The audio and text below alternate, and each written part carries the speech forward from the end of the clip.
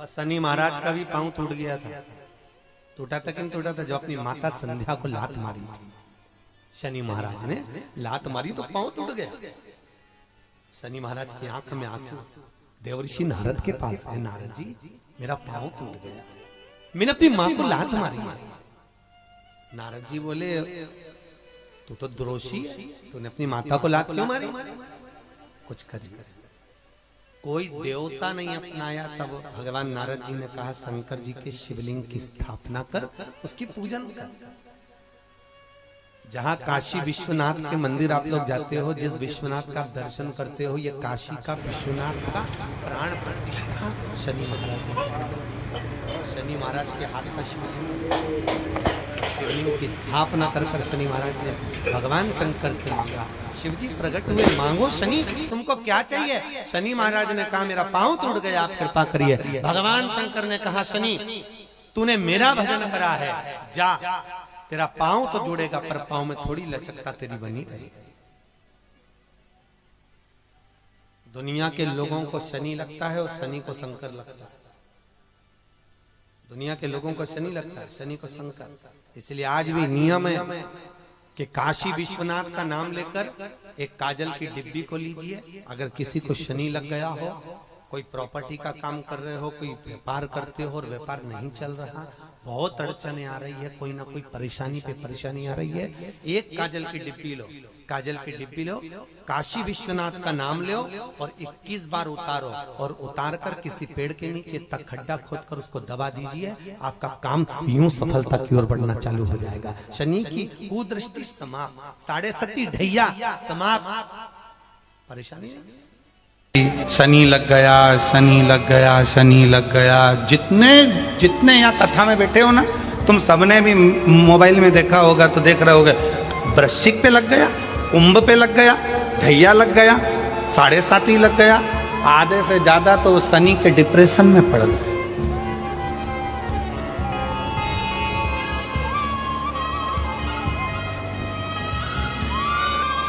अरे भाई, शिव महापुराण की कथा को उठाकर देखिए। दुनिया के लोगों को शनि लगता है, शनि को शंकर लगता है।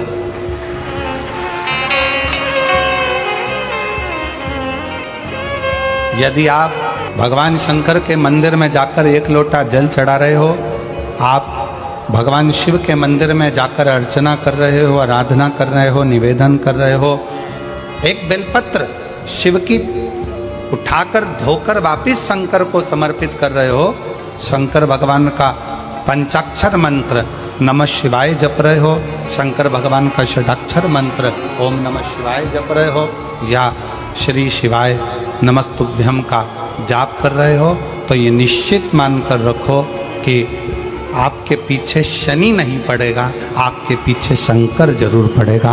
और शंकर जब हमारे पीछे पड़ेगा तो हमारा उद्धार। नारायण ने बोला लक्ष्मी आज शनिवार का दिन है, जिस दिन अपन इस दरिद्रता से मिलने के लिए पीपल के पेड़ के नीचे आए हैं।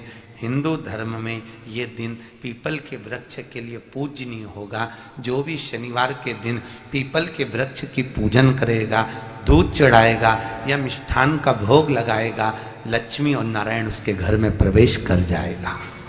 लक्ष्मी और नारायण उसके घर में प्रवेश करेगा, इसलिए नियम बनाया। कौन से दिन का? शनिवार। लक्ष्मी जी बोली नारायण आपने तो एक दिन का वार लिख दिया, शंकर जी ने 7 वार बनाए हैं, रविवार, सोमवार, मंगल, बुध, गुरु, शुक्र और शनि, ये शिव जी ने बनाए। अब एक दिन आपने अपना बना लिया, बाकी के दिन अगर कोई इस पीपल के वृक्ष के नीचे आएगा और यहां तो दरिद्रता बैठी है तो उसका क्या होगा? भगवान नारायण बोले सुन दरिद्रता, तेरे से एक विनती है, अगर कोई भी मनुष्य इस पीपल के पेड़ के नीचे अगर 7 दिन में आता है और उसके हाथ में अगर कोई सामग्री होती है तो तू उसके घर में प्रवेश नहीं करेगी। नियम है पीपल के वृक्ष का, या तो पानी का लोटा लेकर जाओ, कुंकू का चोपड़ा लेकर जाओ, शक्कर लेकर जाओ, या पेड़ के नीचे चींटी को डालने के लिए आटा ले जाओ, पर खाली हाथ पीपल के वृक्ष के नीचे कभी मत जाओ, कभी नहीं जाओ। खाली हाथ जाओगे तो दरिद्रता तुम्हारे घर में प्रवेश करेगी। दरिद्रता उठकर खड़ी होकर बोली, नारायण तुमने अपनी मनमानी करी है, एक दिन मुझे भी मेरा चाहिए। भगवान ने कहा, बोल कौन सा दिन चाहिए। दरिद्रता कहती है, रविवार के दिन इस पीपल के वृक्ष के नीचे मैं दिन भर नृत्य करूं, इसमें रहूं, और जो यहां आए रविवार को मैं उसके घर में प्रवेश करूं। भगवान ने कहा, ठीक है।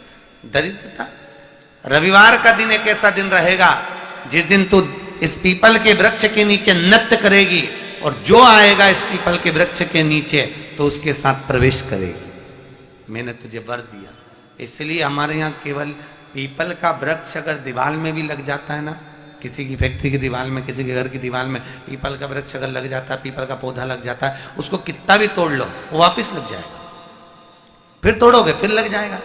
अगर पीपल के पौधे को तोड़ना है तो केवल रविवार का दिन एक नींबू, एक मिर्ची और बमूल का कांटा, ये 3 चीजें रखने के बाद में आधे घंटे बाद रविवार के दिन पीपल के पेड़ को उखाड़ कर फेंक दो। दूसरी बार कभी पीपल दीवार में लगता ही नहीं, कभी नहीं लग सकता।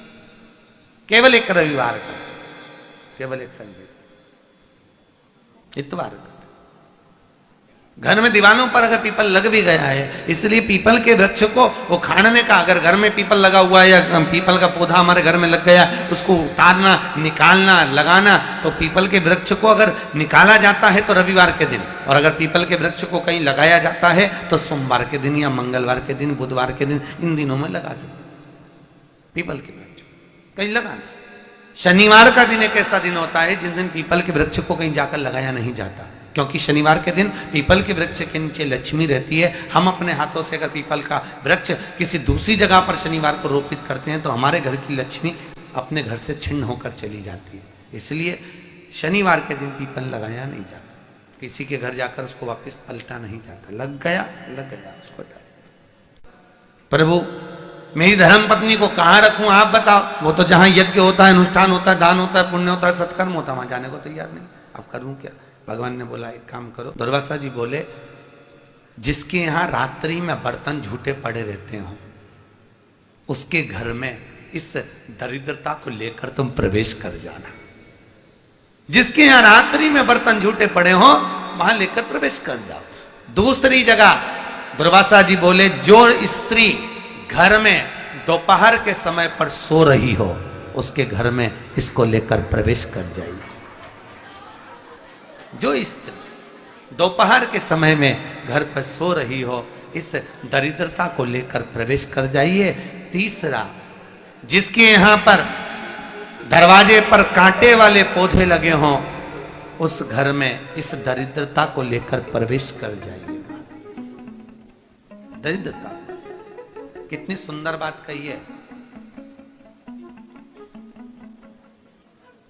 दाता और विधाता, कौन कौन?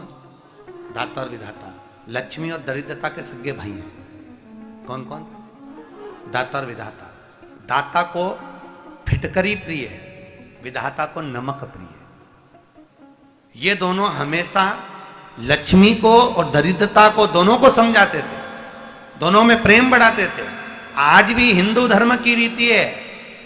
यहां तो ठीक है, जिसके यहां पर भी अगर थोड़ी सी भी परेशानी होती है, थोड़ा सा क्लेश होता है, अशांति होती है, लक्ष्मी नहीं टिक रही हो, काम नहीं बन रहे हो, बहुत प्रयास करा जा रहा हो और हमारा कार्य नहीं होता, तो क्या करते हैं? फिटकरी और नमक को पानी में डाल देते हैं और घर में पोछा लगा देते हैं। आप लोगों ने आजकल फेसबुक पे भी पढ़ा होगा, व्हाट्सएप पे भी पढ़ा होगा। तो क्यों लिखा उसमें? उसका कारण ही केवल होता है कि दाता और विधाता की प्रियता उसमें। माता ख्याति के जो 4 बच्चे हुए, इसमें जो 2 लड़के हैं, दाता और विधाता, उसकी प्रियता, उसकी पूर्णता। अब दुर्वासा जी बोले अपनी धर्म पत्नी को वहां लेकर, जहां कांटेदार पौधे लगे हों वहां पर लेकर प्रवेश कर जाइए। कांटेदार पौधों में उस दरिद्रता का निवास हो गया। कितना विचित्र कथा यहां वर्णन करी है। श्रीमद् भागवत के अंतर्गत जो वर्णन किया कि मृत्यु निश्चित है। होते हैं कई लोग जिनके हृदय, एक टीचर ने बच्चों से कहा कि कल सब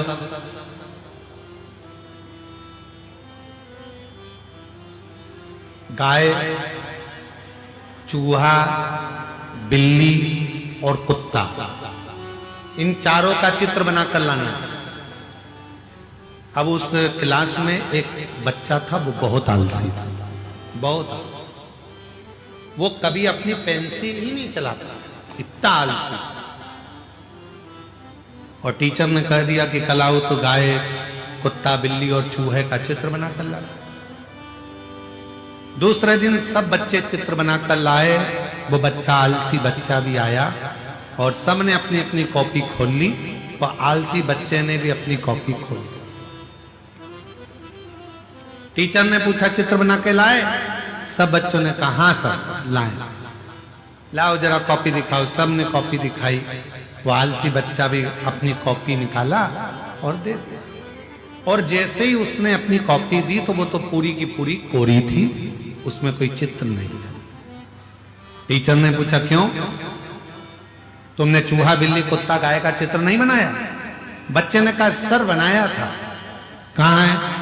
सर मैंने पहले चूहे का चित्र बनाया। ठीक है, कहाँ है? तो सर जब बिल्ली बनाई ना तो वो चूहे को खा गई।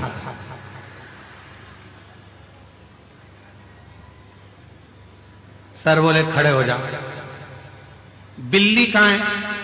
सर बिल्ली बनाई थी पर उसके बाद जब मैंने कुत्ता बनाया तो वो बिल्ली को खा गया।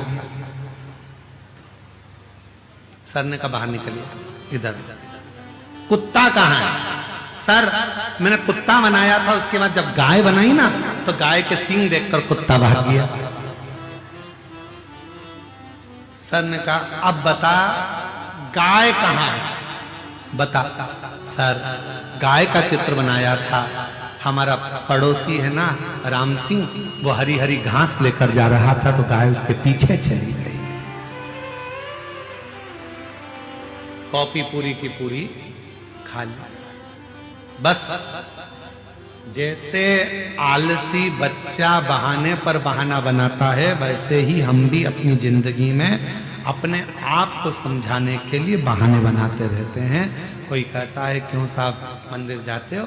हाउ साहब। जल चढ़ाते हो? हाउ साहब। कब जाते हो? हफ्ते में, महीने में, 2-4 महीने में एक आध बार पहुंच जाते हैं, जल चढ़ा देते हैं, भगवान से भजन कर लेते हैं, उनसे प्रार्थना कर लेते हैं, स्वीकार कर लेते हैं।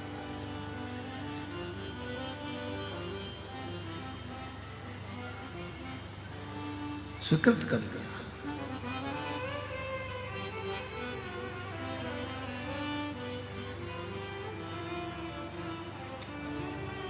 जिंदगी बहाने बनाने से नहीं चलती। शिव महापुराण की कथा कहती है जीवन में बहाने की जरूरत नहीं है, जीवन में अच्छे कर्म करते करते पसीना बहाने की जरूरत है। जब हम कर्म अच्छा करते हुए, पसीना बहाते हुए आगे बढ़ेंगे तो एक दिन अपनी उन्नति की सीढ़ी पर चढ़कर जरूर बैठेंगे, ये निश्चित है। तो कहते हैं क्या गुरु जी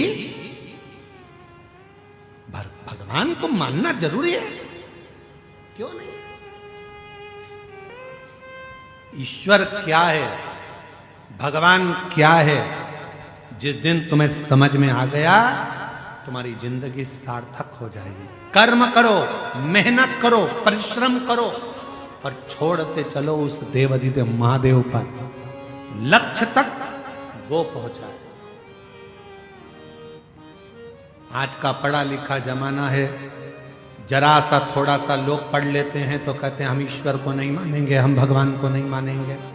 थोड़ी अकल लो, वो अंबानी परिवार से थोड़ी अकल लो, करोड़ों का धन है, वैभव है, उसके बाद भी भगवान की भक्ति में हमेशा लगा ही रहते हैं। थोड़ी अकल लो वो बिरला परिवार से, थोड़ी अकल लो किसी अच्छे अच्छे आनंद करने वाले विद्वज्जनों से। थोड़ा सा पढ़ लिए, भगवान को नकार दिया, हम नहीं मानते, हम डॉक्टर बन गए, हम ये बन गए, हम कलेक्टर बन गए, हम ये बन गए, हम परमात्मा को नहीं मानते। मत मानो। जब बीमार पड़ोगे, एक दिन कुर्सी से नीचे उतरोगे, कोई नहीं पूछेगा, तब कमरे में पड़े रहोगे, कोई नहीं पूछने वाला, तब याद आएगा भगवान कौन सा कर्म दंड किया था भुगता रहा है, जल्दी से ले जा। तब याद आएगा कि ईश्वर क्या होता है। हम नहीं मानते परमात्मा को, हम नहीं मानते भोलेनाथ को, हम नहीं मानते भगवान को। बस थोड़ी सी अध्ययन कर लिया तो सोचा भगवान है ही नहीं, हम कर रहे हैं वो ही सब करेंगे, हम ये करेंगे, हम वो करेंगे। एक बार किसी ने हमको न्यूज चैनल वालों ने बुलाया, बोलते आप साइंस को नहीं मानते? हमने कहा पूरा मानते, पूरा मानते।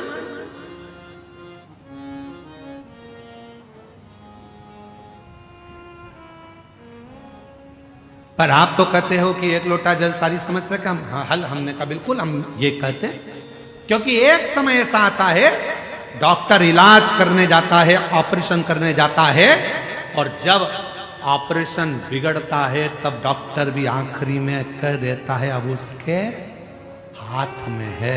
मतलब डॉक्टर को भी मालूम है कि एक डॉक्टर और बेटा है जो तुरंत निर्णय पलट देता है और कुछ ना कुछ अच्छा कर देता है, ये उसको भी मालूम।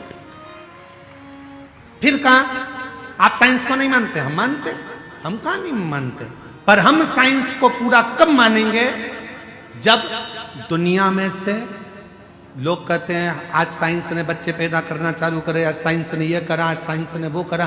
तो हम जब मानेंगे जब दुनिया में से कोई मरना बंद कर देगा, तब जाने कि साइंस ने कोई बहुत बड़ा काम किया। अब पृथ्वी पे से कोई मर ही नहीं रिया, सब यही है, सब यही। हम मानेंगे, हम नहीं, हमेशा नहीं कहते कि नहीं मान, हम आज भी मानते हैं बहुत कुछ करा। आज साइंस ने बहुत उत्थान करा, बहुत कुछ हमारे मेडिकलों में, हमारी चिकित्सा में बहुत साथ दिया, सब कुछ मानेंगे। पर तुम अगर ईश्वर को नकार दोगे तो हम ये नहीं मानेंगे। ईश्वर को नकारा कि हम नहीं मानेंगे। ईश्वर ईश्वर है, एक दिन उस परमात्मा की शरणागति ग्रहण करना ही पड़ती है। इसलिए निवेदन है खूब पढ़ो, खूब उन्नति करो, खूब बढ़ो। मेरे बेटा बेटी खूब चार चांद लगाएं, पर अपने उस सनातन धर्म को ना भूलें, उस ईश्वर की शरणागति ना भूलें, भगवान देव अधिदेव महादेव की भक्ति में अपने सनातन को मत भूलो। दूसरे कहेंगे हमारे साथ चलो, कोई ईश्वर नहीं है, कोई भगवान नहीं है, देवताओं को मत पूछो, क्यों पानी चढ़ा रहे हो, क्यों भगवान को मना रहे हो। दुनिया के लोग कहेंगे क्यों? क्योंकि वो चाहते हैं कि आप सनातन धर्म छोड़कर हमारे धर्म में आ जाओ। ईश्वर को पूछना बंद कर दो, भगवान को पूछना बंद कर दो, कथा सत्संग भागवत रामायण गीता बंद कर दो, ये वो चाहते हैं। पर याद रखना अंतिम गति इसी में है, इसी में। झूठी पत्तल खाने दूसरे धर्म में मत जाना, भले अपने धर्म की सूखी रोटी खा लेना, पर दूसरे धर्म में प्रवेश मत करो। सूखी रोटी खा लो, नहीं जाए रहो। दिया भभूति मच्छेंद्रनाथ जी ने थोड़ी सी भस्म दे दी, ले पति और पत्नी दोनों खा लेना। पति गुस्से में आ गया, भस्म खाने से, भभूति खाने से क्या बच्चा हो जाएगा, संतान हो जाएगी? भभूति ली पत्नी के हाथ से और खुद ने भी नहीं खाई, पत्नी को भी नहीं खाने दी। और गाय के गोबर में, गाय के ग्वाड़े में, जहां गाय बनती थी उस गौशाला में, उस भभूति को, उस भस्म को फेंक डाल, चले गए। समय बीत गया,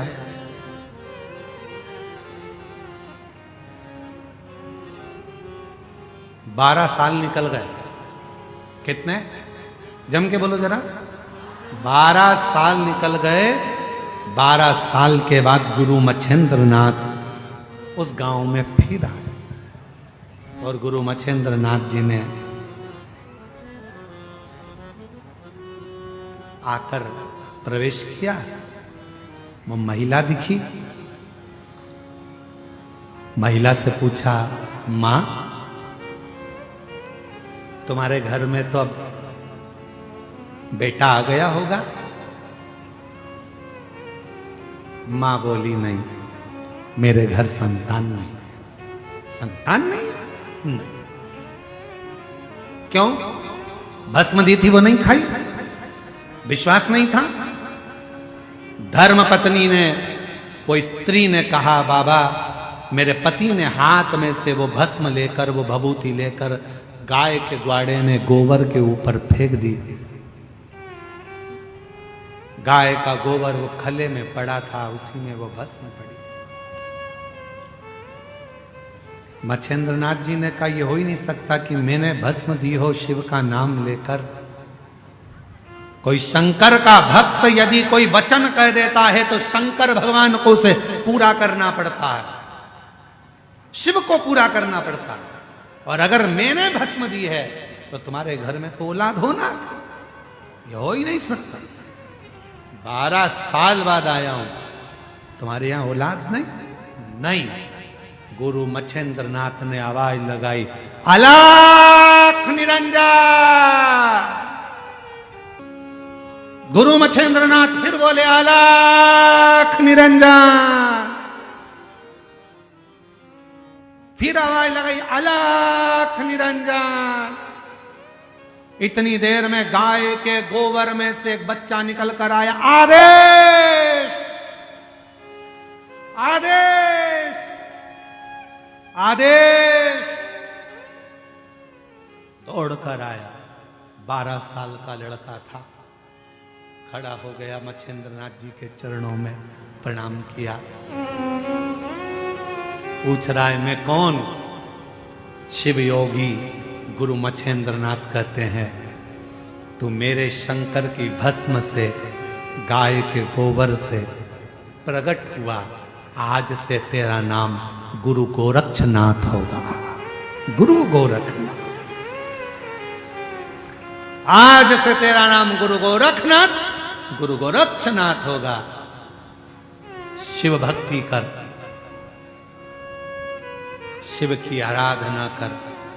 जब शंकर तेरे हृदय में प्रवेश कर जाएगा, जो शिव की उपासना से जन्म लेता है, जितनी जितनी माताएं जिनको 8 साल, 7 साल, 12 साल, 14 साल, 24 साल, 25 साल, 30 साल, 50 साल के बाद बच्चे हुए हैं, शिव की कृपा से हुए हैं, मेरी जीजियों घबराना नहीं।